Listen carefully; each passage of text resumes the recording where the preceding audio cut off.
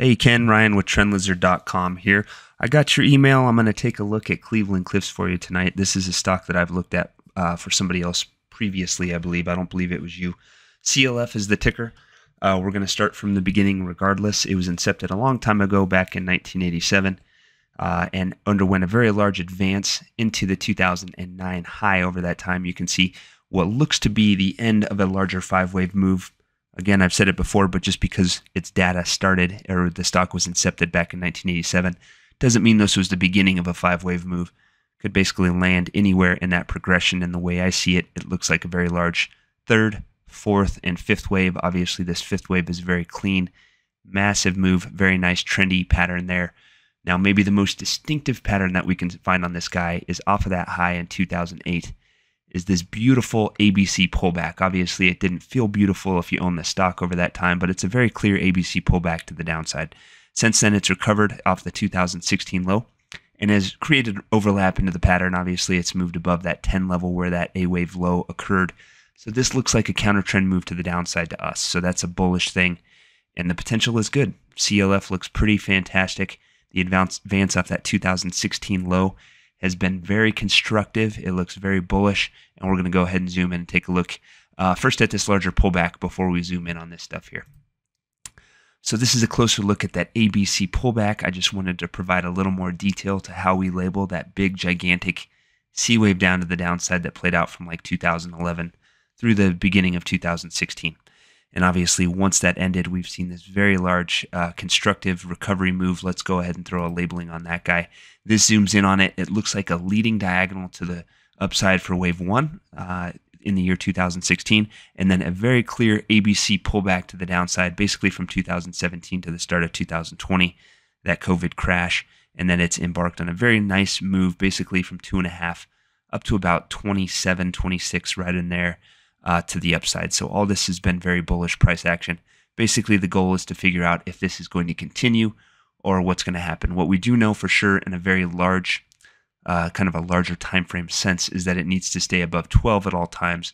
If it were to move below there, that would be bullish. Obviously, it would. If it goes from 26 to 12, obviously that's bearish, but that's the important line in the sand based on this larger term time frame. We'll try to improve on that as we go. So let's go ahead and zoom in and look at this action here.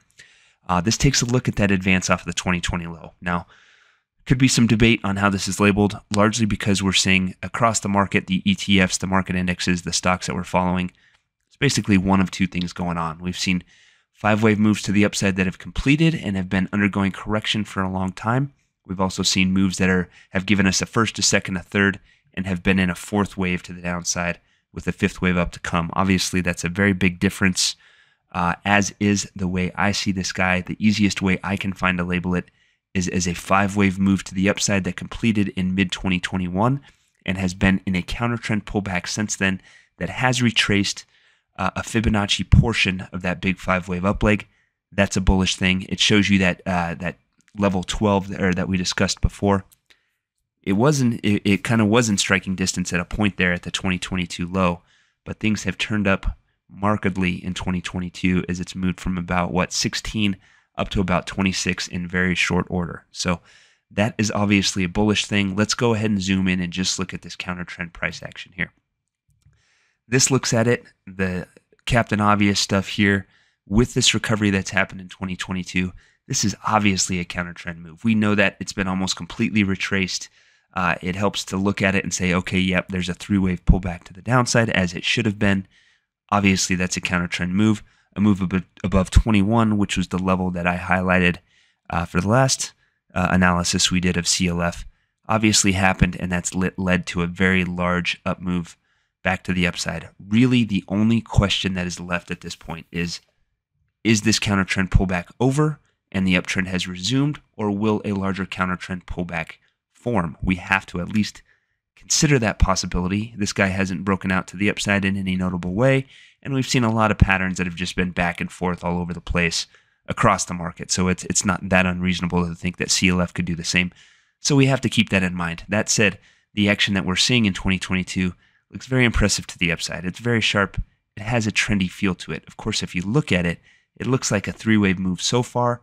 We want to see that develop into a trendy five-wave move before it's over. So let me throw this on here. Basically, if this is the resumption of the uptrend, it needs to stay above 2075 at all times. I wish that level was closer, but when you have a move like this that goes from 18 to 26.5 in a week, or however long this was, a couple weeks, you're not going to have a super close level. That's just how it works. Bottom line, this needs to stay trendy to the upside. If at any point it does not, and if at any point this fails, moves above this level, or gives us any other reason to think that this up leg is not trendy, then we will know that this larger pullback is not yet over. As is, I think you have to be bullish. Certainly with what we're seeing in 2022, it looks bullish, and I think higher prices would have to be expected as long as it doesn't do anything wrong. So, Ken, I hope that's helpful. Again, bullish. Either way you look at it, this is counter trend downside movement. The biggest catch, the biggest thing that could get you kind of in the wrong way would be if a larger counter trend pullback decides to form, and that would be with a move below 2075. If that happens, it's not the end of the world. It just means that a larger counter trend pullback is likely forming, and it could retest that 2022 low. Certainly not something you'd want to sit through if you're on any shorter time frame. But yeah, that would be the level to keep an eye on. So I hope that's helpful, Ken. Have a wonderful weekend for everybody else. Come visit us at TrendLizard.com if you have stocks you want us to look at. Come visit, sign up for our pro level service as Ken did, and we will take a look at them for you and give you a trading plan as well. Y'all have a great weekend. Stay warm out there. Take care.